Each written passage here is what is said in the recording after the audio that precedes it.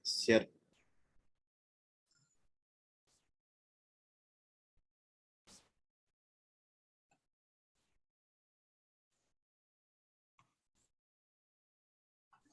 Baik, selamat sore Ibu Bapak sekalian. Sore ini saya akan berbagi tentang kejadian di air separation unit, jadi unit pemisah udara.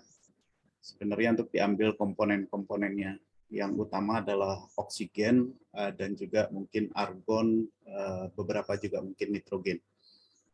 Di kejadiannya ledakan di cold box, unit untuk pemisahan komponen-komponen udara itu disebut cold box, yang biasanya terdiri dari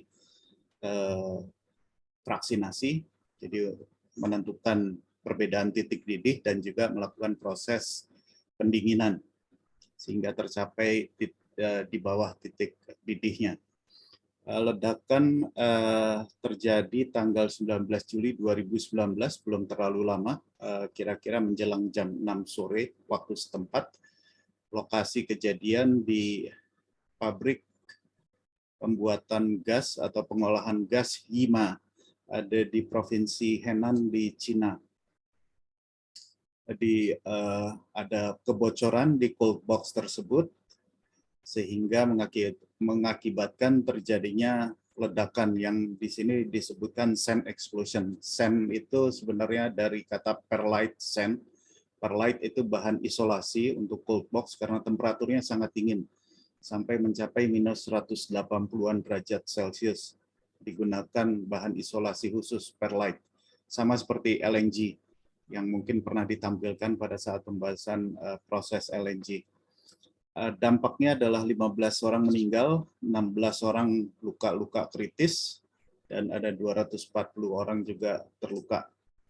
Dan ledakan itu mengakibatkan bangunan dalam radius 500 meter runtuh dan kerusakan bangunan dalam jarak 3 km dari lokasi kejadian. Jadi cukup besar ledakannya. Ini kira-kira lokasinya, Yima, Henan itu ada di tengah dari Cina. Dan ini kejadian akibat dari ledakan tersebut. Bisa dilihat ini kira-kira center of explosion-nya. Dari pandangan lain, seperti terlihat daerah sekitarnya cukup padat, dan bangunan-bangunan di sekitarnya juga rusak akibat dari ledakan tersebut. Ini lokasi kejadian lebih detail, dan ini lokasi kira-kira 3 km dari pabrik tersebut. Kaca-kaca pecah, beberapa bangunan juga, bagian bangunan juga runtuh. Jadi memang satu kejadian yang cukup besar. Hima Gasification, pabrik gas Hima ini milik negara, state-owned company gitu ya. Letaknya di Hima, Provinsi Henan. Kota terbesar yang terdekat itu Zhongzhou. Kemudian mulai berdiri tahun 1997 sebagai proyek nasional. Jadi proyek yang cukup penting. Kemudian dilakukan renovasi menjadi pabrik pengolah batu bara menjadi gas terbesar di Asia pada tahun 2006. Jadi bisa dibayangkan cukup besar. Areanya juga lumayan, 1.300 meter persegi, dan jumlah karyawan juga cukup banyak, 1.300. Dan di sini bisa dilihat bahwa produknya bermacam-macam dengan cukup besar kapasitasnya. Jadi selain mengubah batu bara menjadi gas, dia juga punya air separation unit. Air separation unit ini digunakan untuk mengambil oksigen, karena oksigen digunakan di dalam proses selanjutnya untuk menghasilkan beberapa bahan-bahan kimia ini. Dan di sekitarnya cukup padat, ada sekolah menengah, sekolah dasar, juga kantor pemerintahan setempat, dan juga ada stasiun pengisian bahan bakar di dekat plant tersebut. Nah, yang menarik adalah beberapa saat sebelum kejadian dan beberapa waktu juga sebelumnya, bertahun-tahun sebelumnya, perusahaan ini selalu diberikan anugerah keselamatan kerja yang baik. Jadi cukup menarik sampai bisa terjadi kejadian yang besar. Apakah ada kesalahan dalam penilaian atau ada sesuatu yang lain? Nah, ini kira-kira gambarannya pengolahan pemurnian udara. Seperti kita tahu, udara sebagian besar terdiri dari nitrogen dan oksigen dan sebagian kecil dari komponen-komponen lain. Ini boiling point-nya, jadi dipisahkan berdasarkan titik didih. Di nitrogen sampai minus hampir 200 derajat Celcius, oksigen minus 183, argon minus 186. Ini cold box-nya yang warna kuning. Jadi udara yang dari luar itu dikompresikan, dimasukkan ke heat exchanger untuk menurunkan temperaturnya, lalu dilewatkan ke purifier. Purifier ini untuk membuang impurities, termasuk karbon dioksida, hidrokarbon yang mungkin ada di udara. Juga kadang-kadang dipakai purifier ini untuk memisahkan uap air. Sehingga kalau ada uap air, dia akan membuntu di dalam temperatur yang demikian dinginnya. Oleh sebab itu penting impurities tadi dibuang, karena bisa mengganggu proses pendinginan di sini. Dan produknya liquid oksigen, liquid nitrogen, liquid argon, juga oksigen, udara oksigen atau gas oksigen atau gas nitrogen. Ini yang umum juga digunakan di pabrik-pabrik gas di Indonesia, Aneka Gas atau Samator dan sebagainya. Itu prosesnya kira-kira mirip kayak beginilah, sederhana sekali sebenarnya. Ini emergency responnya dalam kurang dari 24 jam kejadian bisa diatasi, nanti bisa dipadamkan, rescue, pencarian dan rescue juga sudah diselesaikan cukup cepat. Mengingat bahwa mereka adalah pemadam kebakaran dari kota, bukan pemadam kebakaran industri, tapi responnya cukup baik. Ini kejadiannya, jadi ditemukan ada kebocoran pipa di cold box valve di bagian bawah, gitu ya, sehingga liquid cryogenic yang tadi minus 180, minus 200 tadi, bocor masuk ke perlite sand, lapisan isolasi. Dan karena terkena panas, maka terjadi pemuaian dalam waktu yang sangat cepat, waktu yang sangat pendek, dan tekanan naik sangat tinggi. Dan ini lalu mengakibatkan kerusakan di cold box. Juga temperatur dingin itu merusak rangka dan juga lapisan atau bagian dinding luar dari cold box, karena bukan dibuat dari bahan yang khusus. Sehingga cold box-nya yang demikian besarnya itu lalu kolaps, runtuh, dan mengenai tangki penyimpanan oksigen di sebelahnya. Lalu tangki oksigen ini mengenai ada oil tank, ada tangki penyimpanan minyak juga, terkena dengan oksigen. Seperti kita tahu kalau ada bahan bakar oil ini dalam hal ini dan ketemu oksigen, maka bisa terjadi kebakaran atau bahkan ledakan. Ledakan yang sangat besar sehingga mengakibatkan kecelakaan yang demikian banyak korbannya. Nah, harusnya prosedurnya adalah kalau terjadi kebocoran di dalam cold box, maka ada valve di bagian atas dari cold box tersebut untuk mengisi perlite itu harusnya dibuka sehingga tekanan yang timbul akibat pemuaian cryogenic liquid tadi bisa dibuang lewat atas. Dan kalau terus terjadi kenaikan tekanan, maka harus dilakukan evakuasi pada orang-orang di sekitarnya. Kemudian juga ditemukan dari investigasi bahwa kurangnya perawatan dari peralatan yang ada di sekitar situ, sehingga beberapa peralatan kurang terawat dan mengakibatkan terjadinya penurunan performance. Dan salah satu yang dicatat juga adalah birokrasi yang sangat berlebihan, karena ini adalah perusahaan milik negara. Ya, nggak beda jauh lah kira-kira sama perusahaan di Indonesia, birokrasinya cukup panjang. Juga diduga bahwa tadi saya bilang ada purifier, pemurni untuk memisahkan karbon dioksida, hidrokarbon, dan uap air dan sebagainya, itu ditemukan tidak efektif karena sudah terlalu lama digunakan, dikenakan pada temperatur tinggi, dan tidak ada proses regenerasi. Jadi setelah dipakai harusnya dilakukan regenerasi sehingga impurities, kotoran-kotoran yang terperangkap di dalam molsif ini itu bisa dilepaskan kembali dan molsif bisa berfungsi lagi seperti semula. Dan diduga ada hidrokarbon yang tidak bisa ditangkap oleh molsif ini masuk ke dalam cold box sehingga terjadi ledakan dan menyebabkan kebocoran di pipa tersebut. Beberapa rekomendasi yang disarankan oleh tim investigasi, harus dilakukan safety inspeksi yang lebih sering, lebih mendalam di air separation unit ini. Kemudian juga kompetensi, kemampuan dari orang-orang untuk mengoperasikan peralatan dan juga meyakinkan bahwa peralatannya baik, aman digunakan.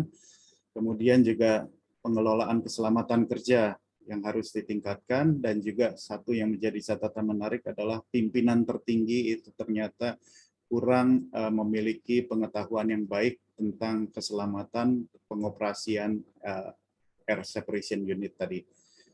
Demikian dari saya. Terima kasih Pak Edi. Terima kasih Pak Palwijaya atas penyampaian testimoninya. Kita lanjutkan dengan acara pokok kita. Waktu kami serahkan kepada Ibu Ari Maulifa Hadaputri. Silakan Bu Ari. Terima kasih. Masih mute ya Bu, ininya, mikrofonnya. Oh iya Pak, benar. Terima kasih Pak Edi. Saya izin untuk share screen dulu ya Pak. Yes, silakan.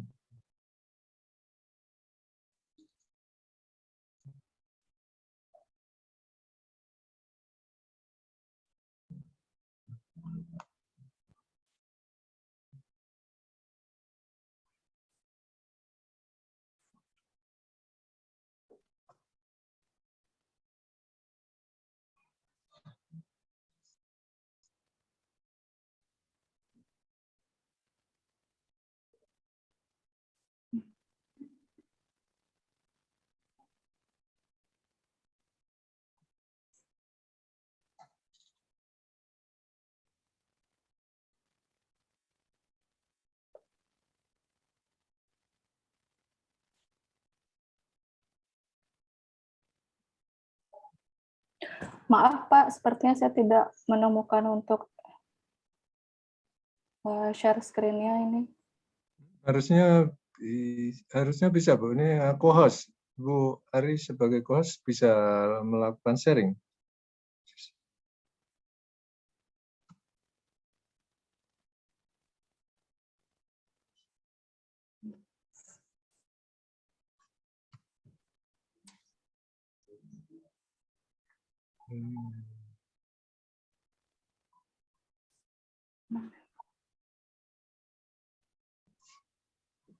Ada menu share screen nggak Bu di situ Bu?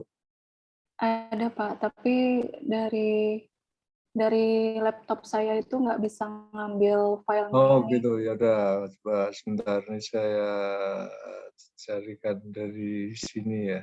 Sebentar. Iya.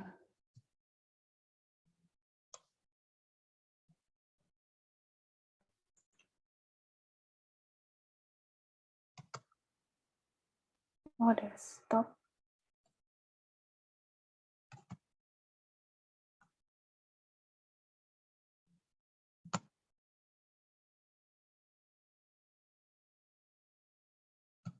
Nah, itu sudah muncul Bu? Sudah muncul ya Pak? Ya. Sudah Pak? Ya sudah. Nah, sudah ya. Oke. Baiklah, terima kasih sebelumnya. Assalamualaikum warahmatullahi wabarakatuh. Terima kasih kepada Pak Edi dan juga kepada teman saya Fikri yang sudah menghubungi untuk mengisi acara sharing pada sore hari ini. Nama saya Ari Maulifa Hadaputri. Saya biasa dipanggil dengan Iva. Saat ini saya bekerja di Badan Riset Inovasi Nasional atau BRIN.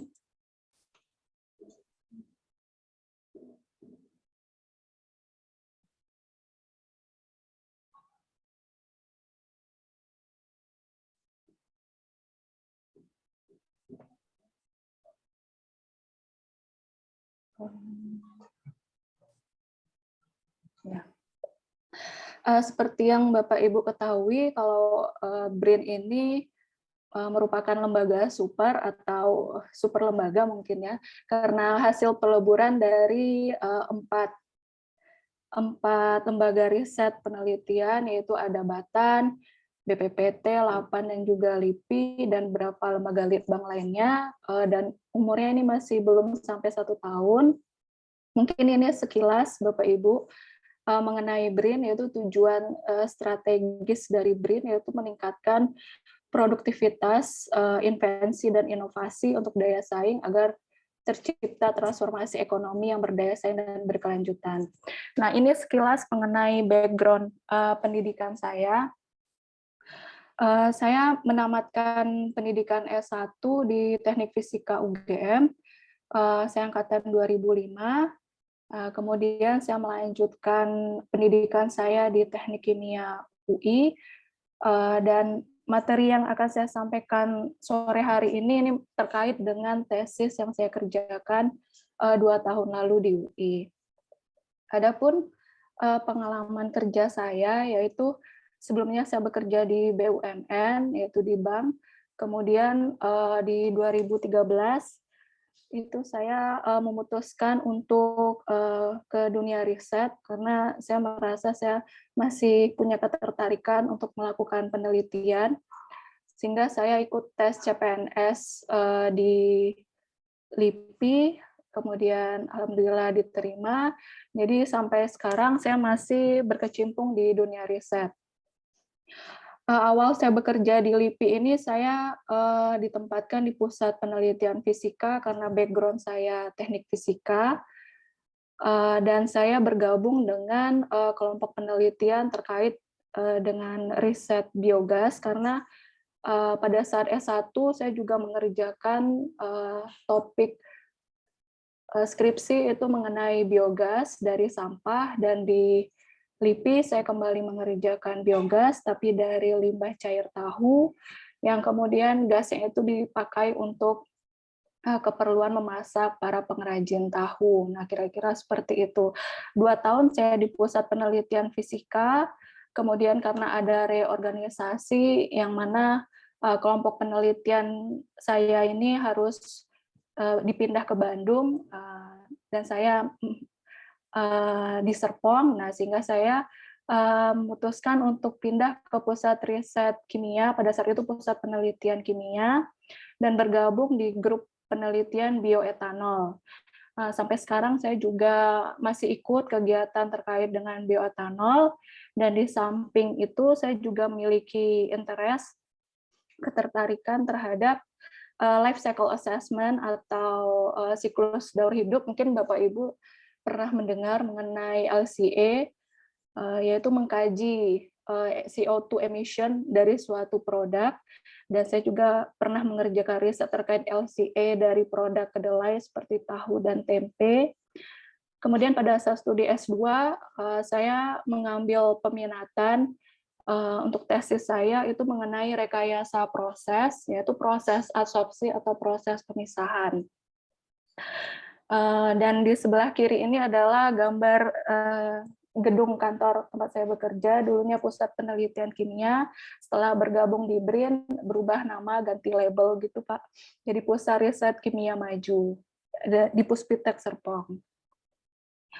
Baik Bapak Ibu, kita langsung ke intinya, yaitu mengenai yang akan saya bahas di sini, yaitu Beyond Parabolic Concentration Profile Inside Porous Solid. Jadi maksudnya di sini adalah mengenai mencari atau menentukan profil konsentrasi gas di dalam adsorben.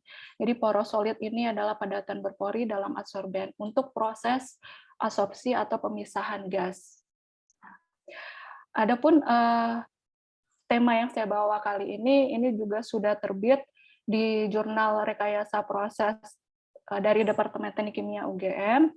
Kemudian telah saya presentasikan juga 2 tahun yang lalu di ISC. Nah, berikut adalah outline dari presentasi saya. Yang pertama saya akan menyampaikan mengenai motivasi, yaitu apa latar belakangnya dan juga apa yang menarik dari sini. Kemudian yang kedua yaitu bagaimana penentuan model matematis dengan pendekatan transfer massa, ada linear driving force, kemudian juga seperti apa profil parabolik, profil kuartik, kemudian dilanjutkan dengan hasil simulasi, dan terakhir kesimpulan. Nah, ini terkait dengan motivasi. Jadi ini berawal dari kebutuhan kita untuk memisahkan gas, terutama di dunia industri, di mana pemisahan itu sangat penting sekali, karena gas yang ada di alam ini kan masih berupa gas campuran, gas yang telah bercampur. Nah, sementara yang kita butuhkan, yang dunia industri itu butuhkan, itu adalah gas murni. Nah, inilah mengapa kita perlu memisahkan gas tersebut dari komponen-komponen pengotornya. Nah, masalahnya pemisahan ini tidak bisa terjadi secara alamiah, karena tentunya ini akan melawan hukum kedua termodinamika, di mana hukum kedua termodinamika ini kan meresepkan kalau entropi suatu proses, entropi setiap proses itu akan naik gitu. Nah, sementara pemisahan ini akan melawan hukum kedua termodinamika. Jadi salah satu-satunya cara untuk bisa terjadi pemisahan yaitu kita harus mensuplai energi dari luar. Nah, dengan kita mensuplai energi dari luar, pada saat pemisahan itu mungkin terlihat seperti melawan hukum kedua termodinamika, tapi secara keseluruhan dengan suplai energi dari luar, entropi proses itu akan naik. Nah, kira-kira begitu intinya. Dan teknik pemisahan yang umum digunakan yaitu distilasi dan juga asopsi. Nah, distilasi mungkin tadi sudah disinggung di paparan sebelumnya ya Bapak Ibu. Ini terkait dengan perbedaan titik didih. Jadi distilasi ini menggunakan penguapan selektif. Jadi misalkan maksudnya di sini fluidanya itu misalkan cairan. Cairan ini nanti akan diuapkan. Di sini kita bermain di perbedaan titik didih. Fluida yang ingin kita ambil itu kita uapkan sampai mendidih, kemudian kita ambil gasnya, kita ambil uapnya. Nah, kalau untuk cairan yang titik didihnya lebih tinggi dibandingkan pengotornya dididihkan terlebih dahulu sampai dia menguap, kemudian kita buang, sisanya adalah yang fluida murni. Nah, kebalikannya kalau seandainya fluida cairannya itu titik didihnya rendah, dia yang kita uapkan sampai dia menguap, kemudian kita pisahkan. Nah, itu kalau fluidanya cairan. Tapi kalau fluidanya gas, itu pengembunan. Akan tetapi, distilasi ini juga tentunya memiliki kelemahan, yaitu efisiensi termalnya itu cepat drop, terutama untuk fluida yang titik didihnya berdekatan. Jadi kalau fluida titik didih berdekatan, itu tentu akan sulit karena kita harus memakai influx meter yang tinggi dan tentunya zatnya itu harus banyak, tentunya konsumsi energinya juga tinggi. Nah, oleh karena itu distilasi ini cocok untuk industri-industri besar. Dan juga distilasi sulit untuk titik didih yang berdekatan, fluida titik didih berdekatan. Nah, alternatif dari distilasi yaitu proses adsorpsi. Jadi kalau distilasi itu tadi bagus untuk ranah industri besar, nah kalau adsorpsi ini bisa untuk skala sedang, skala menengah, atau skala lab sekalipun. Nah, adsorpsi ini efektivitasnya bergantung pada kualitas adsorben, ya kan? Kalau seperti yang Bapak ketahui, kalau untuk adsorpsi ini kita memasukkan fluida ke dalam kolom, kemudian di dalam kolom itu ada adsorben yang akan menyerap zat-zat yang tidak kita inginkan. Jadi adsorpsi ini tentunya sangat bergantung sekali pada kualitas adsorben yang digunakan. Nah, adsorpsi itu juga bisa bekerja untuk volatility rendah, berbeda dengan distilasi yang tidak efektif untuk volatility rendah. Nah, adsorpsi bisa bekerja untuk volatility rendah, sehingga dia lebih ekonomis untuk pemisahan skala kecil dan juga skala sedang. Nah, kita mengingat aplikasinya tersebut di dunia industri, maka dalam merancang suatu reaktor proses adsorpsi ini kita butuh simulasi, baik itu model matematis maupun simulasi untuk mencari tahu kapasitas optimal dari kolom adsorpsi yang kita perlukan. Nah, ini yang menjadi dasar atau latar belakang penelitian saya, yaitu untuk mencari model matematis, dalam hal ini kasusnya adalah campuran biner gas hidrogen dan metana secara kontinu itu dengan kolom asopsinya fixed bed, diasumsikan di sini fixed bed atau embun diam, dengan adsorbennya adalah karbon aktif, asumsinya karbon aktif di sini. Kemudian dari sini kita nanti akan menentukan bagaimana profil konsentrasi dari gas di dalam adsorben. Nah, kenapa? Karena ini juga merupakan bagian yang tidak bisa dipisahkan dari proses adsorpsi secara umum.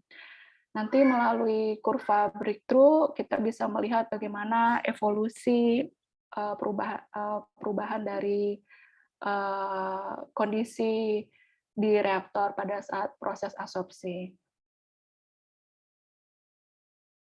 Nah, ini Bapak Ibu kita masuk ke bagian inti yaitu mengenai model matematis. Di sebelah kanan ini adalah gambar reaktor fixed bed-nya, di mana nanti aliran gasnya itu dari bawah inlet kemudian menuju ke ujung reaktornya ini outlet di bagian atas.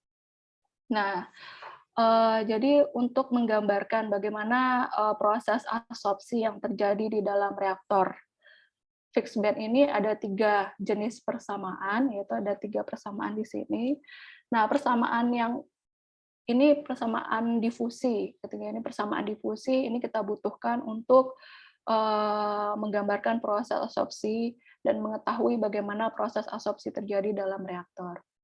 Nah, persamaan yang pertama ini adalah persamaan diferensial orde 2 secara umum yang bergantung pada jarak Z dan juga bergantung pada waktu.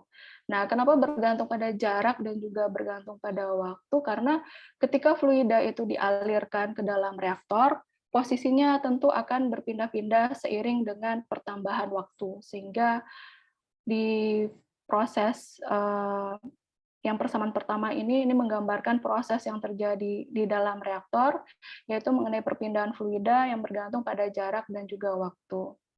Nah, Bapak Ibu lihat di sini ada C dan juga ada Q.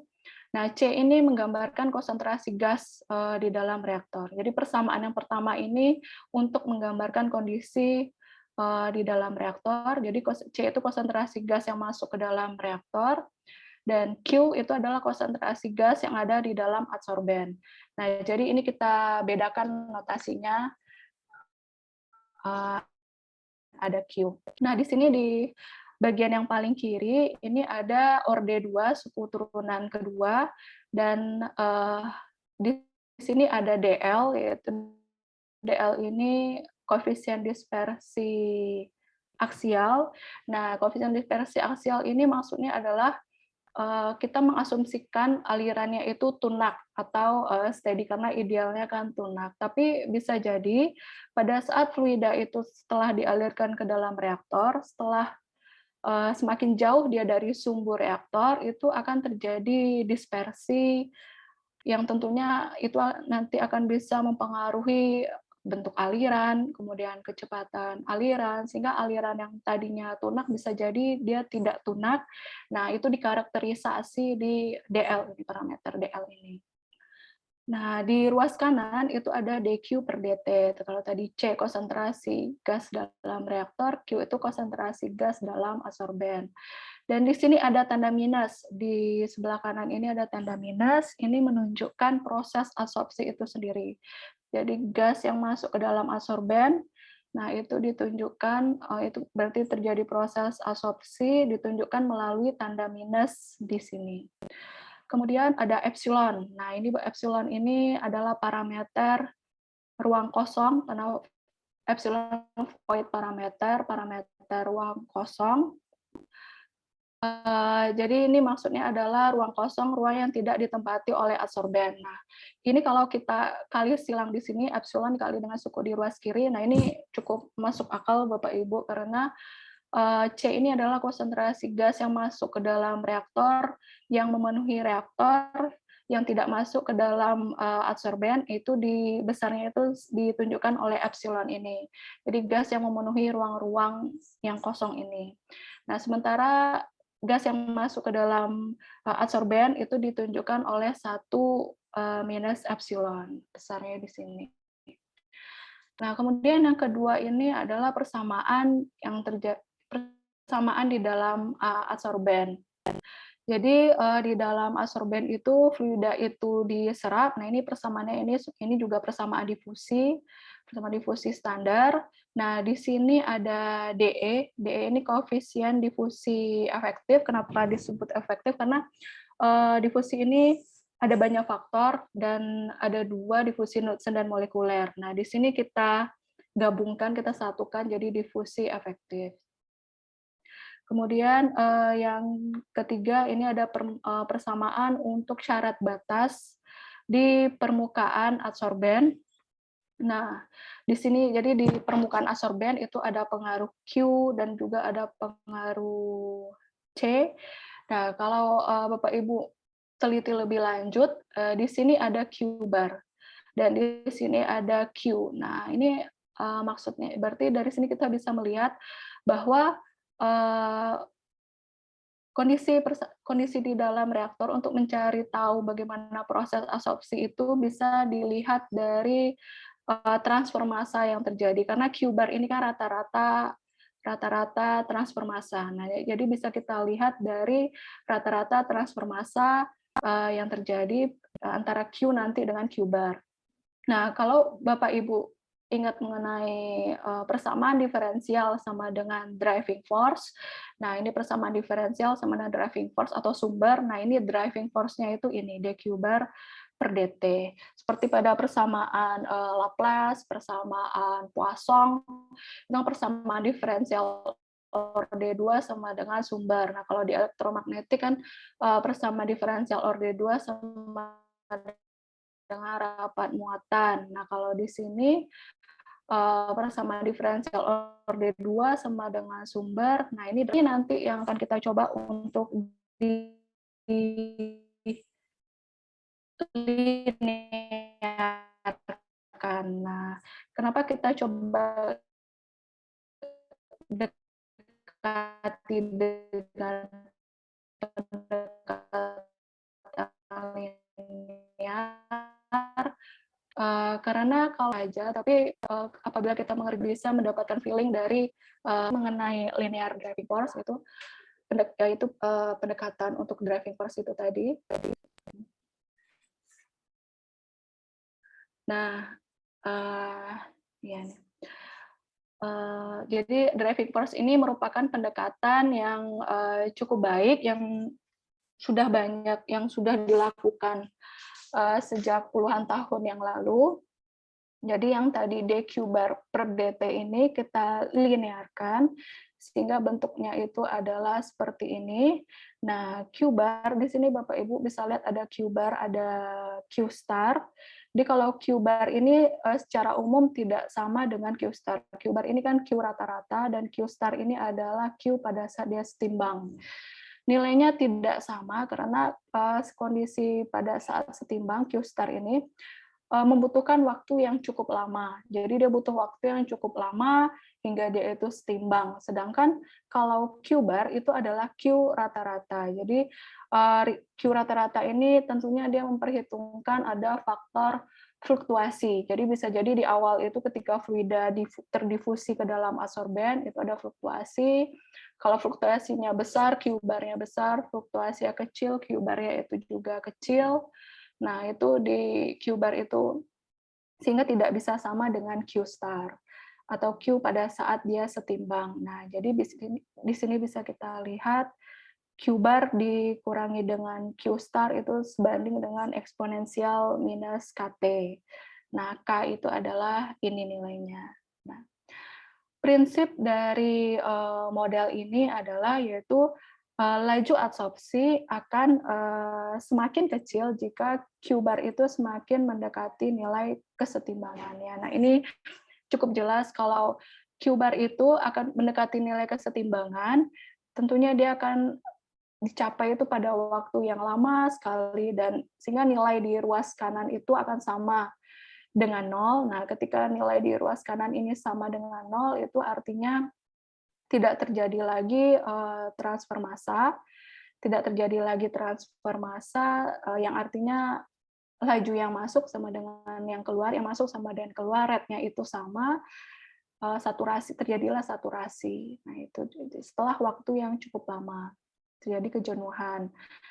Kemudian untuk linear driving force ini memiliki keterbatasan, di mana hanya berlaku tidak di setiap waktu, tapi untuk waktu yang cukup lama. Ketika dia kurang dari 0,1, maka relasi ini tidak valid. Nah, tapi ini nggak apa-apa karena secara numerik kita kan memang tidak bisa memperhitungkan konsentrasi gas di setiap titik atau real time konsentrasi, ya secara eksperimen kan kita tidak bisa menentukan di setiap titik. Yang bisa kita lihat adalah konsentrasi ketika prosesnya itu sudah selesai atau ketika konsentrasi akhir. Nah, kira-kira seperti itu. Jadi LDF ini juga, atau linear driving force ini juga pendekatan yang cukup baik. Kemudian ini adalah persamaan extended Langmuir.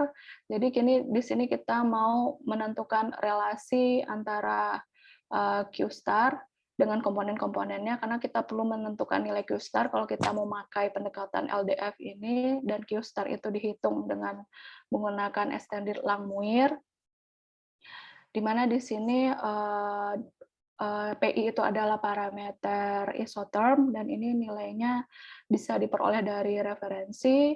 Nah, apabila kita memperhitungkan adanya variasi temperatur, maka menghitung Q star dengan memakai persamaan ini, di mana B dan Q itu bergantung pada temperatur, K1, K2 itu merupakan konstanta yang bisa dapat dari fitting data seperti yang dikerjakan Saunders tahun 82.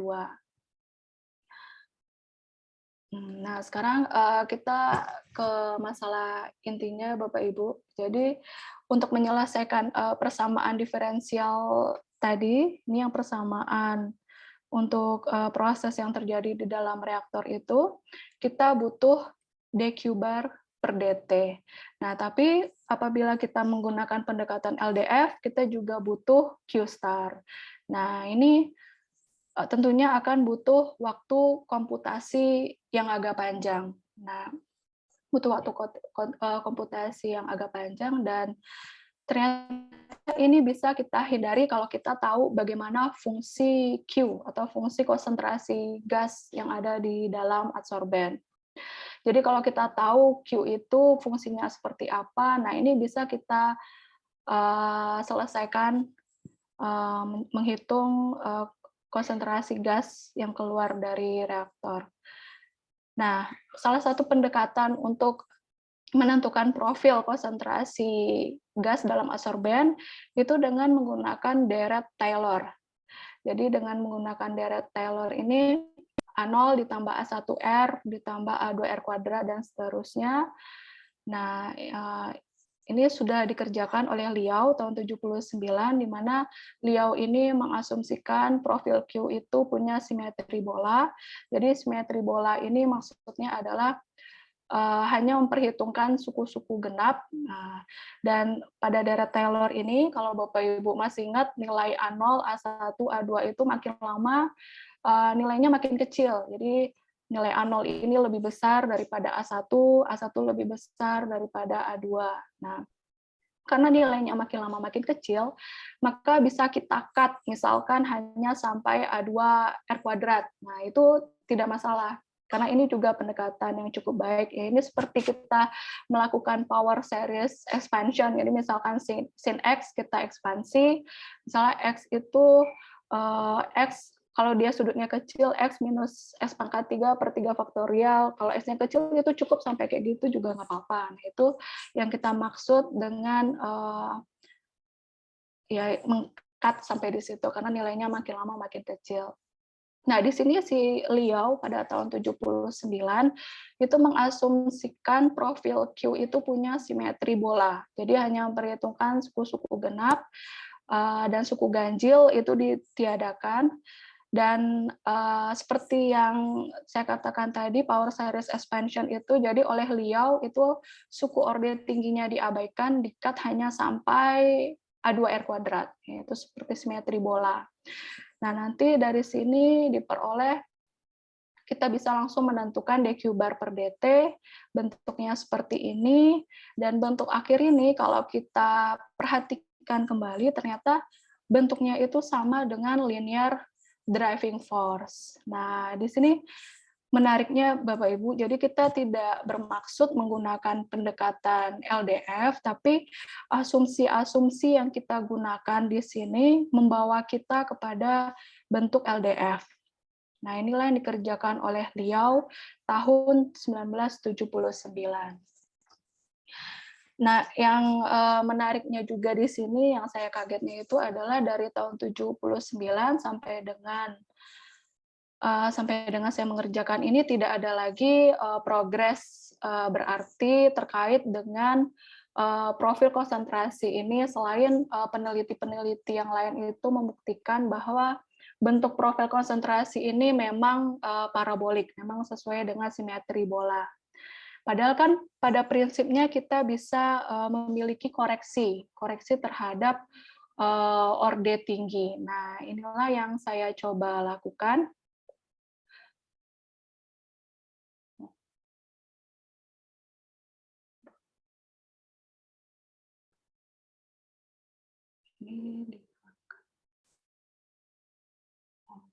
Inilah yang saya coba lakukan, yaitu saya mengekspansi yang tadinya si Liao hanya mengerjakan sampai simetri bola, ini saya ekspansi koreksi orde tinggi lebih tepatnya, yaitu sampai ke suku R pangkat 4, karena ini belum pernah dilakukan dan tentunya kita ingin tahu konsekuensinya seperti apa kalau kita ekspansi ke orde yang lebih tinggi.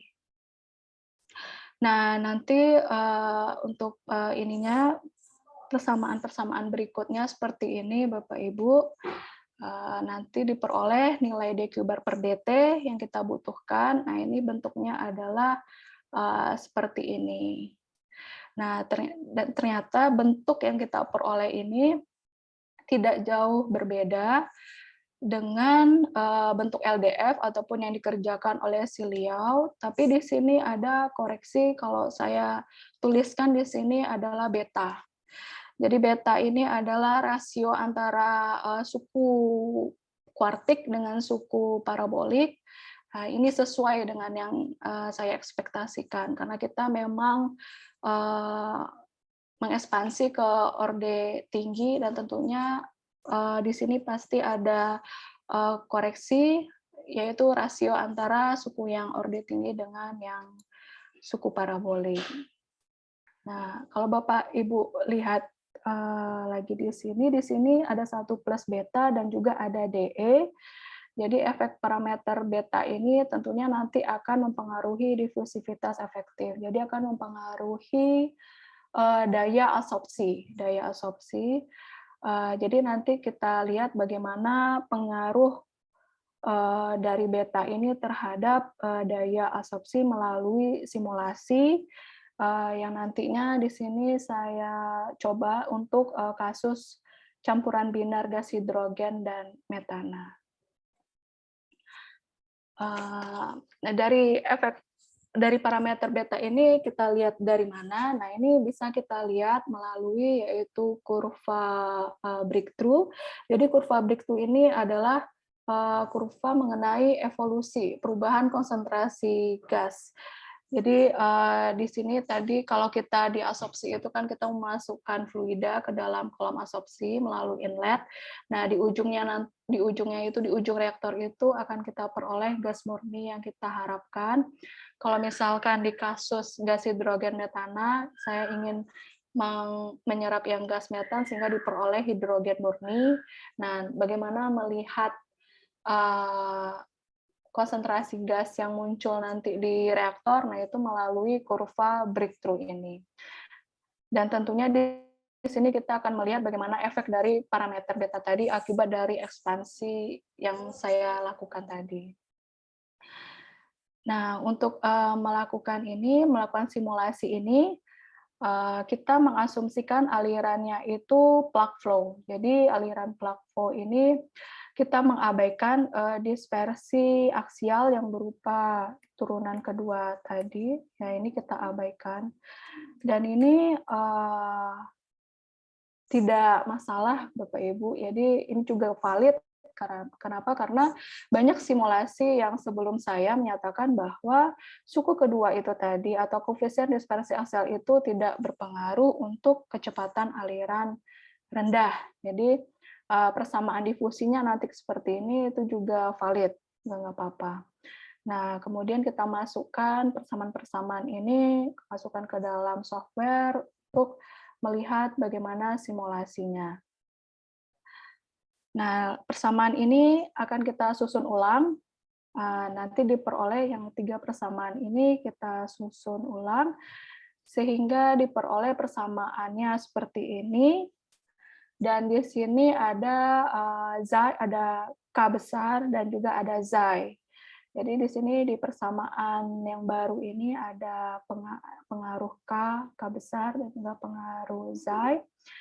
Nah, dan untuk ini yang X dan Theta ini untuk kepentingan simulasi, jadi untuk memudahkan kepentingan simulasi kita melakukan transformasi variabel. Jadi ini hanya untuk kepentingan simulasi. Nah, di sini kita lihat di persamaan yang telah kita susun ulang ini, Xi itu berpengaruh dan K besar itu juga berpengaruh terhadap proses absorpsi. Nah, ini nanti akan kita lihat pengaruh dari Xi, karena Xi itu juga mengandung parameter beta, bagaimana pengaruh Xi ini terhadap perubahan konsentrasi gas di dalam reaktor.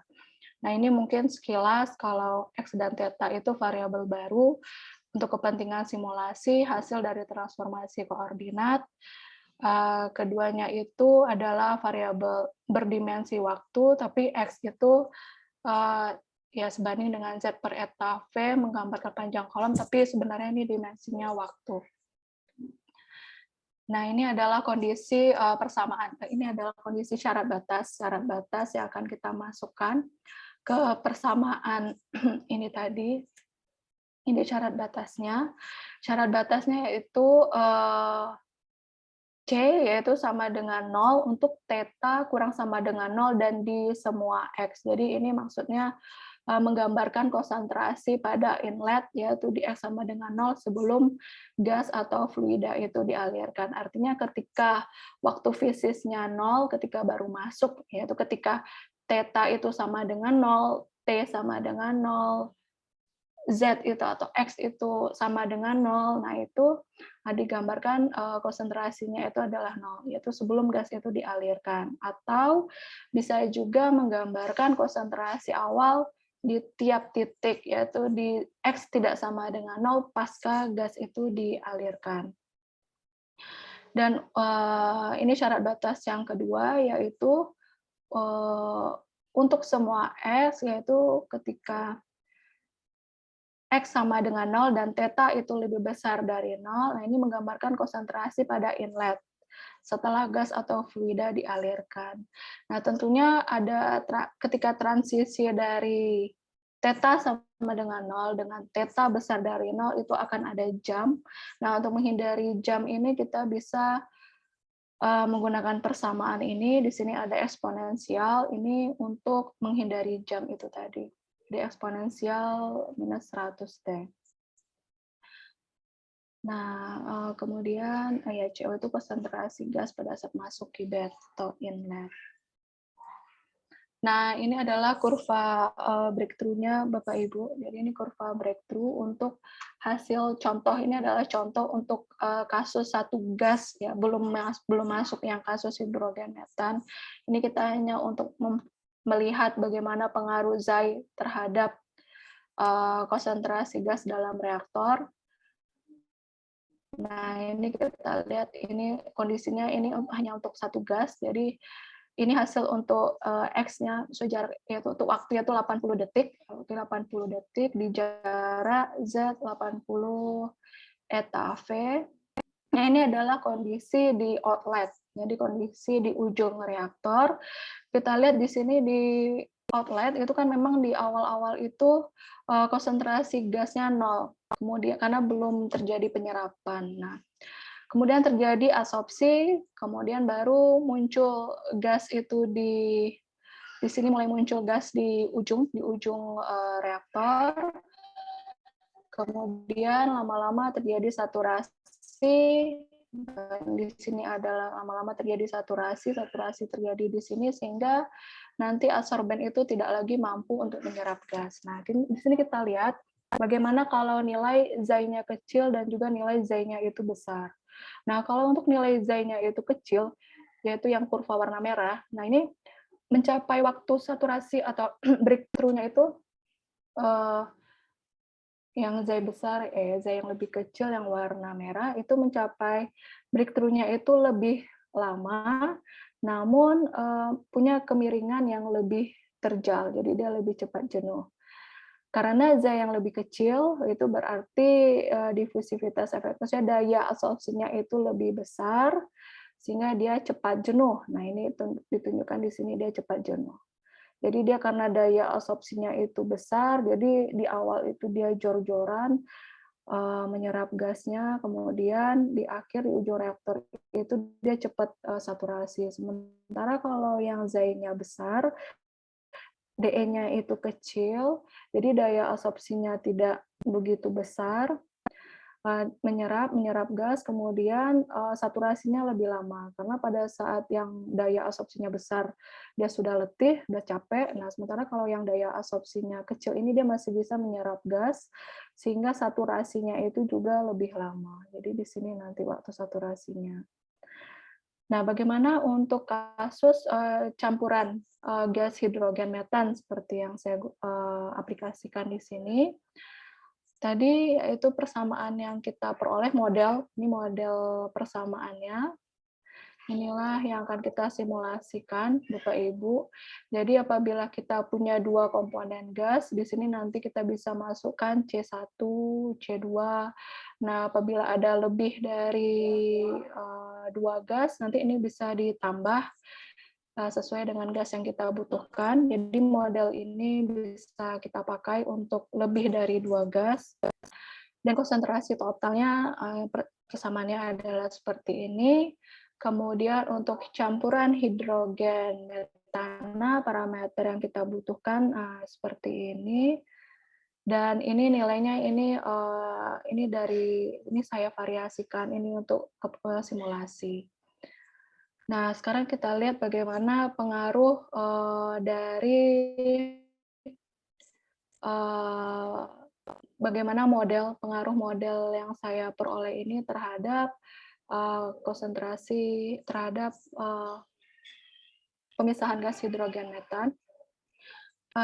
Di sini bisa kita lihat ini efek konsentrasi awal. Jadi kalau kita lihat untuk konsentrasi yang besar itu ternyata semakin cepat saturasi. Ya, ini masuk akal karena konsentrasi yang relatif lebih tinggi tentunya akan mempercepat gas itu masuk ke dalam absorben, paparan gas terhadap absorben. Nah, kemudian ini adalah untuk yang panjang kolom, ya semakin panjang kolom semakin lama saturasi terjadi ya. Karena kolom yang relatif panjang dia tentunya bisa menampung lebih banyak absorben. Kemudian ini kecepatan alir, yaitu semakin cepat kecepatan alirnya, ya semakin cepat kecepatan alirnya, semakin cepat saturasi terjadi. Karena V 0,3 lebih besar, ya semakin cepat saturasi. Ya, karena makin tinggi kecepatan, tentunya makin besar pula peluang gas itu terekspos pada absorben. Nah, ini adalah difusivitas efektif. Nah, ini yang tadi kita mau lihat bagaimana pengaruh beta, nilai beta terhadap daya absorpsi. Nah, ini waktu saturasinya itu sekitar 17 menit. Nah, di sini kita lihat kurva dengan beta yang besar. beta yang besar. Oke. Kalau betanya besar, kita lihat bagaimana kurvanya. Kurva dengan beta yang besar dan positif itu akan mencapai kejenuhannya lebih lama. Jenuhnya lebih lama ini karena daya absorpsinya kecil dan berbanding terbalik ya dengan DE. Nah, dia berbanding terbalik dengan difusivitas efektif. Jadi kalau betanya besar dan juga nilainya positif itu DE-nya kecil sehingga daya absorpsinya itu difusivitasnya relatif lebih rendah. Sementara kalau kurva dengan beta kecil dan juga betanya kecil, nah ini DE-nya tentu lebih besar, difusivitasnya lebih besar juga. Dan ini adalah kesimpulannya, Bapak Ibu. Tadi kita sudah didapatkan bagaimana model matematis yang menggambarkan pemisahan gasnya. Kemudian pemodelan ini saya fokuskan untuk penentuan profil yang tadinya si liau hanya sampai simetri bola, saya ekspansi ke suku kuartik, suku pangkat orde pangkat 4, orde yang lebih tinggi. Dan efek penambahan ini berpengaruh pada koefisien difusi efektif berbanding terbalik itu tadi. Kemudian hasil simulasi menunjukkan bahwa waktu untuk mencapai saturasi itu berbanding lurus panjang kolom berbanding terbalik dengan konsentrasi awal.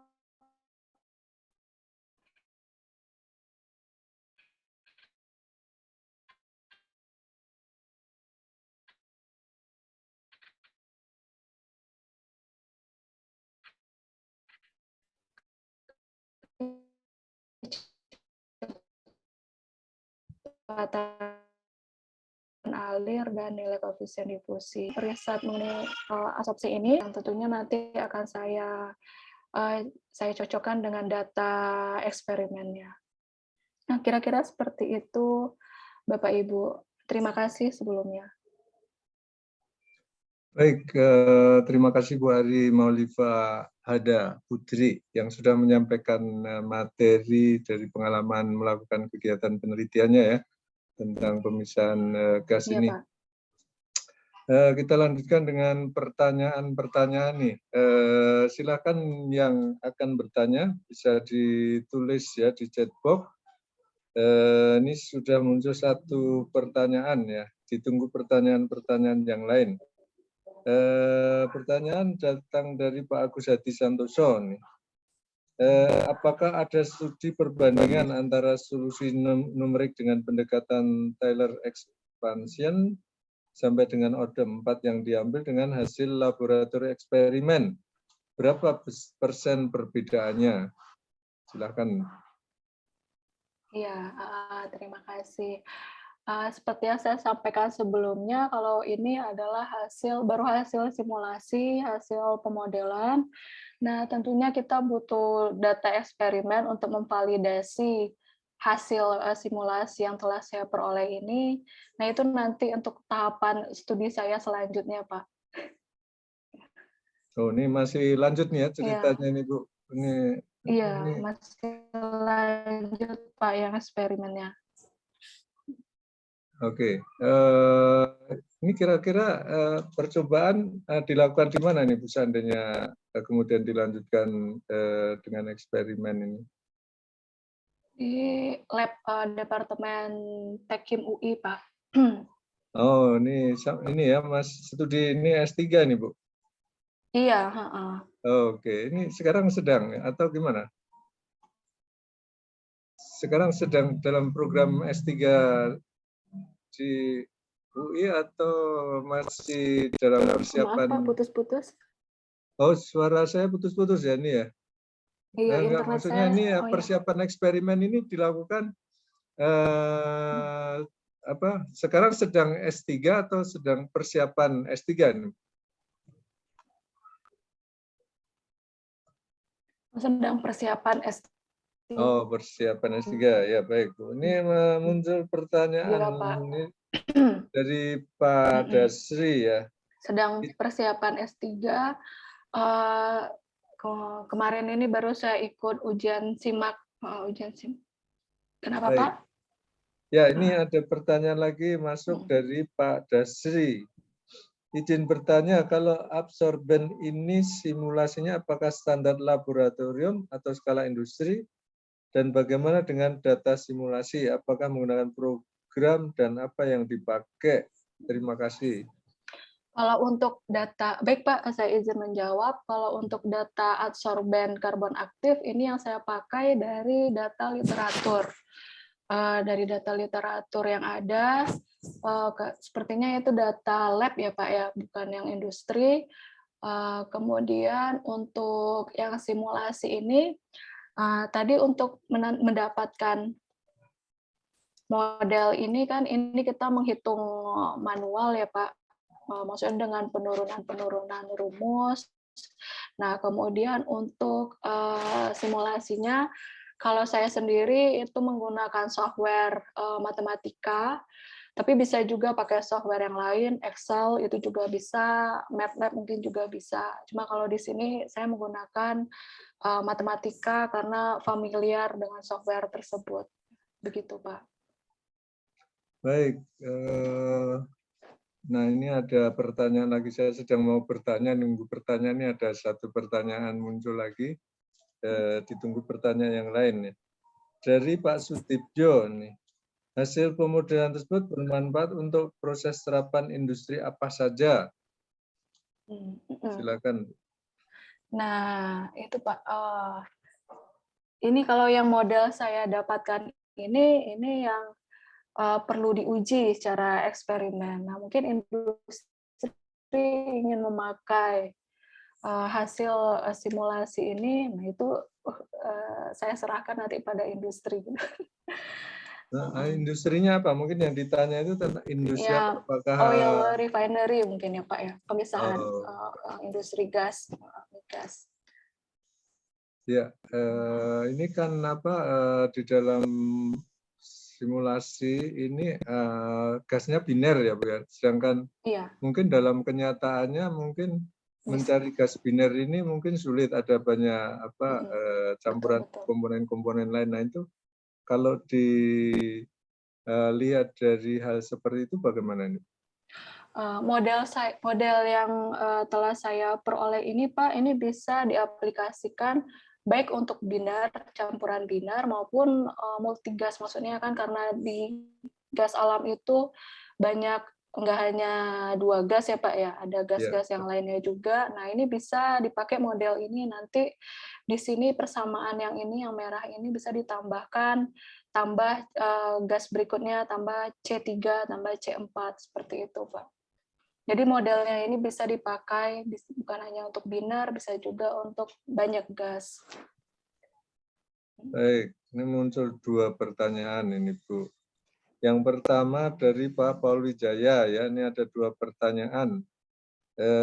Pertanyaan pertama, selain karbon aktif, material apa saja yang pernah dicoba untuk pemisahan gas?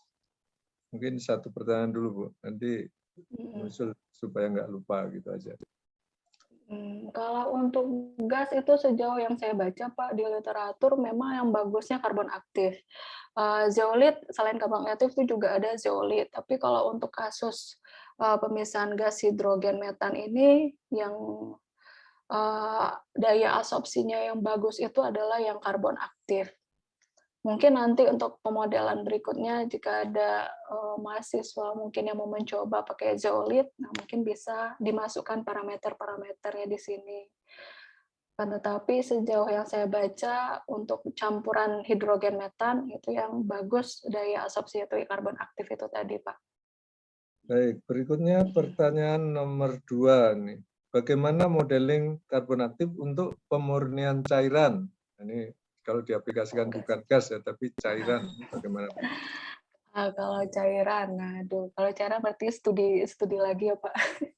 Ya, studi hal baru. Iya, studi hal baru karena ini kan kasusnya gas. Tentunya nanti persamaan yang kita gunakan di sini, persamaan difusi ini mungkin persamaan ini bisa dipakai nih Pak, persamaan ini cuma nanti parameter-parameter yang lainnya itu menyesuaikan untuk komponen cairan. Baik. Ya, parameter-parameter isoton, parameter konstanta yang lainnya. Baik, berikutnya dari Pak Agus Hadi Santoso lagi ya. Kalau perbandingan solusi numerik dengan pendekatan low order seperti yang dirujuk dengan high order Taylor expansion order 4 yang dilakukan presenter, ini bagaimana nih perbandingan hasilnya? Nah, ini perbandingan hasilnya. Kalau di sini saya nggak menampilkan yang hasil Liao, tapi dari yang hasil yang dikerjakan oleh Liao, tapi dari penambahan orde menjadi orde 4 ini ada pengaruh beta. Jadi pengaruhnya itu sebesar 1 plus beta. Jadi tadi ya. Nah, ini ada pengaruh perubahan 1 plus beta. Nah, ini yang mau kita lihat, Pak. Di sini ada pengaruh beta terhadap daya absorpsinya itu. Di sini saya tidak menampilkan hasil Liao, tapi kalau kita lihat di sini terhadap proses absorpsi dari hasil simulasi, itu beta itu punya pengaruh terhadap daya difusivitas efektifnya atau daya difusinya ini. Jadi kalau betanya itu besar dan nilainya positif, dia akan mencapai jenuh, saturasinya itu akan lebih lama. Karena beta itu tadi berbanding terbalik dengan difusivitas efektif.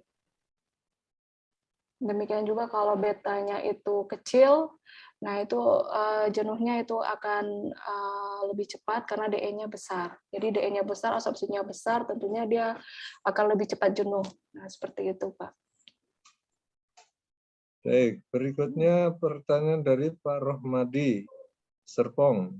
Maaf, saya terlambat gabung. Dalam menuju konvergensi, berapa kali diperlukan iterasi dan berapa errornya? Itu kalau kita pakai ini ya Pak ya, simulasi dengan Excel mungkin ya. Karena saya pakai softwarenya itu matematika, jadi kalau di matematika itu Pak kita bisa menghitung dengan memasukkan persamaan ini tadi. Nah itu nanti akan muncul hasil simulasinya seperti ini gitu. Oh, iterasinya nggak ada di Enggak, kalau di mungkin yang ada iterasi konvergensi itu yang pakai software Excel sepertinya. Oke, baik. Nah, nunggu pertanyaan lagi. Silakan pertanyaan-pertanyaan dituliskan lagi. Ini dalam apa kasus yang dikaji ini gas dan apa tidak ada reaksi kimia ini ya Bu ya. Pokoknya pemisahan betul-betul pemisahan fisis ya ini ya. Iya Pak. Iya pemisahan fisis tidak melibatkan reaksi kimia. Ya, kalau apa parameter-parameter lain seperti apa ya ini parameter ya ini ya seperti tekanan, nah gitu tuh gimana itu Bu? Ada ininya nggak di kaji juga nggak? Di sini Pak tekanan itu tidak terlalu berpengaruh. Jadi ada asumsi-asumsi yang kita gunakan Pak. Apakah kita ingin kondisi isotherm atau kita ingin kondisi ada variasi temperatur. Ya. Nah itu nanti tergantung asumsi yang mau kita ambil. Untuk kasus saya ini saya mengambil asumsinya isotherm. Jadi kondisi temperaturnya tidak ada perubahan temperatur.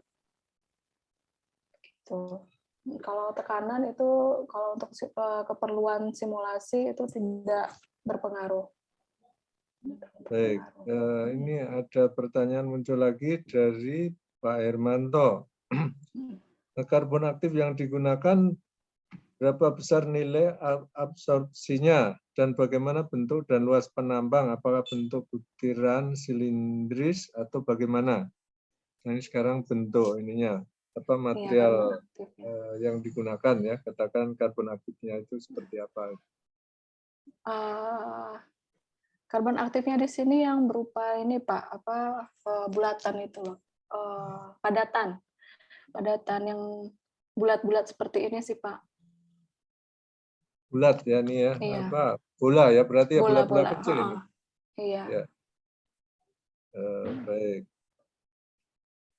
Ada pertanyaan lagi. Nah ini apa mengenai bentuk dan luas penampang ini gimana Pak? Ada apa? Mungkin ada kajian juga itu mengenai bentuk Eee, bulannya ini. untuk yang simulasi ini saya memakai data karbon aktif, referensinya itu yang karbon aktif secara umum, Pak. Jadi tidak ada, belum spesifik ke luas penampang, perubahan luas penampangnya itu belum. Cuma di sini saya meninjau ke profil konsentrasi gas, dalam adsorben. Jadi ke profil konsentrasinya, tapi kalau untuk yang ke bentuk, karbon aktifnya itu tidak saya selidiki apakah ada pengaruh perbedaan luas penampang atau itu belum saya selidiki lebih lanjut. Ya makanya kan mungkin apa ukuran bolanya gitu kan ya, ada Iya, berarti ada itu. rongga-rongga di antara bola, ini pengaruhnya seperti apa ini mungkin juga Iya, menjadi hal yang menarik juga kalau disimulasikan kan akan melengkapi informasi yang bisa diperoleh gitu ya. oh iya, betul Pak, benar. Terima kasih Pak. Ini tadi disebutkan asumsinya itu temperatur tidak berubah. Nah ini seandainya berubah seperti apa ini dari Pak Sabar Nababan ya. Apakah ada pengaruh suhu? Nah, seandainya apa ada apa nggak tahu pengaruh suhu datangnya dari mana yang dampaknya itu bisa mengubah kondisi temperatur dari apa proses pemisahan ini. Nah, itu kalau keluar dari asumsi isotermnya ini bagaimana ini? Mungkin Kalau ada kita, ya ada pengaruh dari lingkungannya gitu loh misalnya. iya, kalau nanti kita mau memperhitungkan ada variasi temperatur, nah itu bisa kita pakai yang extended Langmuir ini Pak. Ini yang lazim biasanya dipakai oleh para peneliti untuk menghitung atau untuk keperluan simulasi, kita bisa pakai ini, persamaan ini jika kita ingin memperhitungkan variasi temperatur.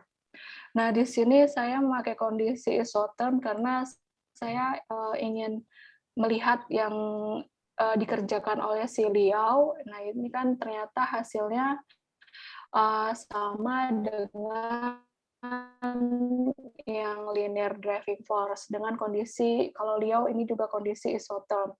Nah, ini yang saya ekspansi. Tapi kalau nanti untuk kepentingan simulasi, keperluan simulasi, kita ingin memperhitungkan variasi temperatur, nah di sini udah ada persamaan extended Langmuir yang biasanya dipakai untuk proses pemisahan gas. Gitu.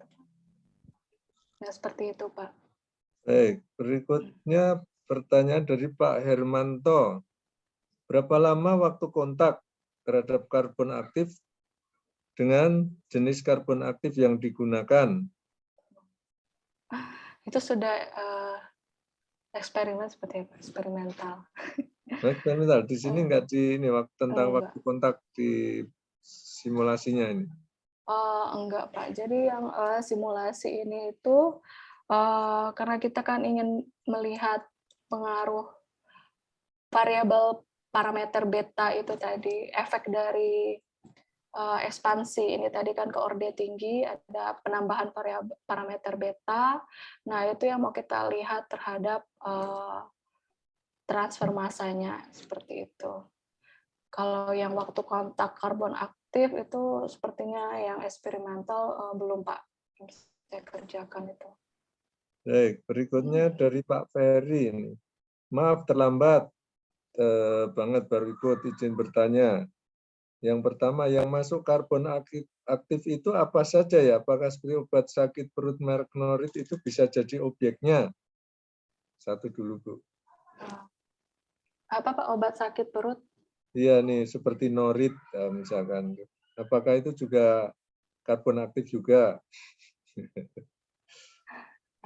Saya nggak tahu obatnya Pak, tapi setahu saya karbon aktif itu hasil dari proses, misalkan ada biomasa, lalu kita bakar atau melalui proses pirolisis, dipanaskan sampai suhu tinggi, sampai dia menjadi arang, lalu kita aktivasi.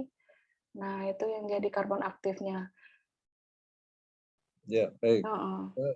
Pertanyaan nomor 2, kenapa harus karbon aktif? Apakah bisa dengan karbon yang tidak aktif? Terima kasih, Bu.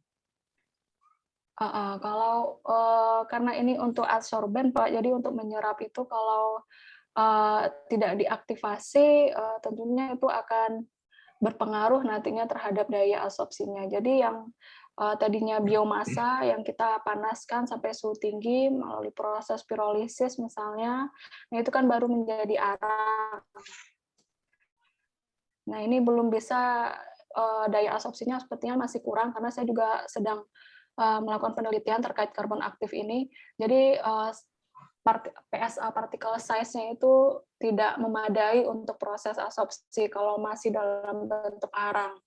Sehingga dia perlu diaktifasi ditambah dengan aktivator seperti NaOH, KOH, nah, supaya dia bisa jadi karbon aktif dan zat-zat yang kita inginkan seperti itu, Pak. Baik. Berikutnya dari Pak Yandra. Dari 4 parameter tersebut, mana yang paling utama berpengaruh terhadap proses absorpsi? Difusivitas efektif sepertinya. Yang ini, difusivitas efektif yang paling berpengaruh. Karena difusivitas efektif ini kan daya absorpsi itu tadi. Ya. Jadi kalau yang daya absorpsinya besar, pengaruhnya nanti ke saturasinya ini, Pak. Jadi kalau daya absorpsinya besar, dia jor-joran di awal, menyerap, sehingga dia cepat saturasi. Tapi kalau yang daya absorpsinya kecil, jadi dia kayak konstan, kayak apa ya, sepertinya agak stabil gitu, menyerap, tapi bisa long time gitu, Pak. Lebih lama waktunya dibanding yang jor-joran itu tadi. Jadi yang dari 4 parameter itu yang lebih pengaruh ke difusivitas efektif ini menurut saya. Baik. Berikutnya masih nunggu pertanyaan lagi. Oh, ini muncul lagi nih pertanyaan dari Pak Hermanto dan Pak Ferry ya. Oh, ini kalau Pak Ferry menanyakan materinya. Yang Pak Hermanto nih, untuk meningkatkan absorpsinya berapa lama karbon aktif dipanaskan dan pada temperatur berapa? Nah, saya jawab yang ini dulu ya, Pak. Ya. Nah, ini kalau dari literatur yang saya baca ya, Pak, untuk karbon aktif ini tergantung biomasanya, Pak. Jadi sebelum kita melakukan proses pemanasan biomasa untuk menjadi karbon aktif, kita terlebih dahulu kan harus melakukan analisis TGA untuk mengetahui di suhu berapa dia mulai terbentuk karbon, kemudian berapa yang paling penting itu CHN, kandungan CHN, karbon, hidrogen, ya CHON ya, untuk mengetahui berapa persentase karbonnya gitu. Nah, jadi ini juga tergantung biomasa. Kalau biomasanya punya C yang tinggi, C-nya besar, nah itu berarti punya potensi untuk menjadi karbon aktif. Nah, nanti dari hasil analisis TGA itu kita bisa melihat di suhu berapa terbentuk karbon, itulah nanti yang menjadi dasar basis proses pirolisis. Jadi misalkan yang saya kerjakan saat ini sampelnya itu limbah padat agar-agar, itu karbonnya juga lumayan tinggi 49%. Nah, dan suhu dari hasil TGA itu di suhu 500 itu udah mulai terbentuk karbon. Nah, itu yang saya pakai untuk dasar proses pirolisisnya. Jadi dibakar di suhu 500 dengan waktunya sekian jam hingga terbentuk karbon. Jadi itu tergantung biomasa juga, Pak, untuk melihat karbon aktif tersebut. Harus ada analisis TGA misalkan, kemudian CHN. Nah, itu kira-kira seperti itu, Pak. Jadi apa pertama kali ini menyiapkan karbon aktifnya dulu nih Bu untuk eksperimen ini ya. Iya, heeh. Oh, Rencananya seperti itu, Pak. jadi itu sampai apa dengan limbah tadi itu gimana? Oh ini sajalah yang dipakai untuk ini sebagai karbon aktifnya itu gimana?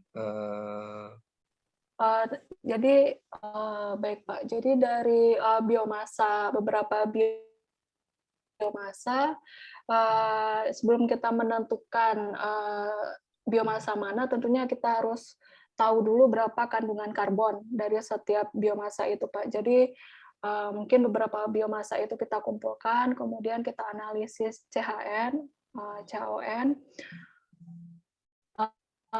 atau analisis ultimate istilahnya, jadi untuk mengetahui berapa kandungan karbon, hidrogen. Nah, nanti dari biomasa tersebut yang kandungan karbon yang tinggi, nah itu kemungkinan ini punya potensi sebagai prekursor karbon aktif. Nah, kira-kira seperti itu.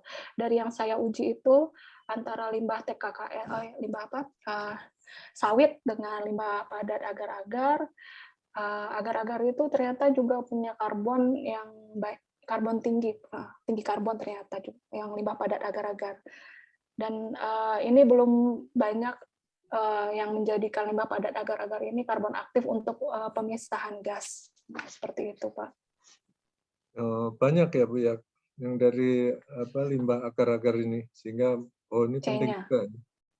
karbonnya Pak, karbonnya itu banyak, Banyak ya. 49%. Tapi ininya juga limbahnya juga banyak juga ya Bu. Banyak Pak, dari industri agar-agar itu limbahnya selama ini hanya dipakai untuk pakan ternak. Jadi industri agar-agar kalau di Indonesia itu ada sentranya di Malang, kemudian ada juga di Lombok, Indonesia Timur, Makassar, itu kan juga banyak. Nah, itu limbah itu biasanya hanya untuk pakan ternak, nah sisanya itu didiamkan gitu aja, Pak. Jadi ini yang kita lihat potensi limbahnya itu. Ya. Baik. Ini apa ada pertanyaan lagi dari Pak Sabar Nababan ya. Menanyakan tentang persamaan reaksi kimia semua apakah fisis saja ini Bu? Tadi kalau proses pemisahannya fisis, kalau yang penyiapan apa karbon aktifnya ini apakah fisis juga ataukah ada reaksi kimianya nih? Kalau untuk penyiapan karbon aktifnya reaksi kimia, Pak. Nah, Iya, mungkin karena ini ada kita pertanyaan ini reaksi antara apa dan apa? Ini mungkin pertanyaan Pak Sabar Nababan ini. Jadi ini misalnya untuk yang sampel limbah agar-agar tadi ya, Pak ya. Nah, ini aktivatornya atau jadi tadi kan itu limbah padat agar-agar itu dipanaskan melalui proses pirolisis tadi di reaktor pirolisis, kemudian sampai diperoleh arang. Nah, untuk aktivasinya ini sehingga menjadi karbon aktif kita butuh zat aktivator. Nah, aktivatornya ini dari studi-studi sebelumnya, nah itu ada yang menggunakan KOH, NaOH, ya setahu saya 2 itu yang banyak digunakan, tapi yang optimal kalau dari yang referensi yang saya baca itu KOH. Biomasa yang lain itu juga tergantung biomasanya, cuma rata-rata KOH itu Pak. Untuk KOH ya? aktivatornya, untuk reaksi kimianya. Oke. Nah ini apa berapa banyaknya itu ada informasinya enggak itu? Berapa banyaknya itu, maksud Kan itu kan perbandingannya ya ini Pak kan ya? maksudnya ini kan di reaksi kimia nih. Yang Iya. reaksinya seperti apa? Oh, kalau untuk perbandingannya itu ada Pak, ada rasionya. Rasionya itu limbah 4:1 biasanya Pak. Kalau tergantung biomasa Pak, menurut saya. Ada yang iya rata-rata 4:1. Jadi yang 4 itu sampel padatnya, yang satunya itu yang aktivatornya. Baik. Ini ada pertanyaan dari Pak Ferry ini ya. Nah, izin bertanya Ibu Ari, apakah bisa kontak emailnya kalau mau tanya topik riset-riset di BRIN, karena Ibu riset di BRIN. Terima kasih sebelumnya. Ini ada pertanyaan dari Pak Ferry ini, Bu. Baik Pak, monggo. Nanti bagaimana emailnya ya Pak? Atau saya ini ya, saya Ya bisa informasi. ketikkan di chatbox itu, Bu. Ada nggak tuh? Oh iya Pak, ada Nah, ada. itu kan chatbox. Nah, itu Ah, bisa menulis email di sana, Bu. oh iya, boleh Pak. Iya, mungkin. Nah, itu Nah, sudah ya. Baik. Kemudian ada pertanyaan dari Pak Nanang Apriandi. Pemilihan aktivator apakah dipengaruhi oleh jenis bahan dasar pembuatan karbon aktif? Nah, ini mungkin atau dilanjutkan pertanyaan, kriteria apa yang menjadi rujukan dari pemilihan jenis aktivator? Ini ada banyak pertanyaan, tapi mungkin sampai 2 dulu nih, Bu. Ini dari jenis bahan dasar pembuatan karbon aktif dan kriteria apa yang menjadi rujukan dari pemilihan jenis aktivator. Kalau untuk pemilihan aktivator itu dipengaruhi oleh jenis bahan dasar. Apakah dipengaruhi? Kalau untuk ini ya, iya Pak, karena setiap biomasa itu kan punya karakteristik yang berbeda. Jadi kita untuk pemilihan aktivator ini pertama harus merujuk dulu biomasa apa yang kita pakai, kemudian melihat mencari referensi yang sebelumnya yang pernah dikerjakan oleh orang, bagaimana pengaruhnya. Nah, kalau untuk rujukan pemilihannya itu, kalau saya ya dari studi literatur, kemudian juga kalau kita ingin mencoba mungkin juga bisa Pak, karena kan tentu berbeda ya kalau antara misalkan kalau KOH dengan NOH itu pasti nanti hasilnya berbeda juga. Ya mungkin kita kalau belum ada yang melakukan berarti ya kita harus mencoba. Karena untuk analisis bagaimana memilih jenis aktivator ini belum ada sih Pak. Jadi ya itu metode trial coba-coba itu kalau untuk kandungan karbonnya sepertinya itu tidak berpengaruh ke aktivator, enggak juga sih Pak, lebih ke biomasa. Jadi yang mempengaruhi apa aktivator yang digunakan itu dari jenis biomasanya itu. Kemudian porositas dari karbon yang dihasilkan. Kalau porositas kayaknya terkait nanti dengan keabsorpsinya, daya absorpsinya. Begitu, Pak. Oh ya, baik. Ini udah semuanya ya berarti ya, kandungan karbonnya atau porositas dari karbon yang dihasilkan ya, berarti sudah dijawab semuanya ini tadi, Bu. Iya, Pak. Oke, barangkali ada pertanyaan yang lainnya, bisa disampaikan langsung juga bisa nih sambil bicara langsung. Silakan kalau ada pertanyaan. Kalau mau nulis di chatbox silakan juga, tapi kalau mau ditanyakan langsung, mikrofon bisa diaktifkan, silakan.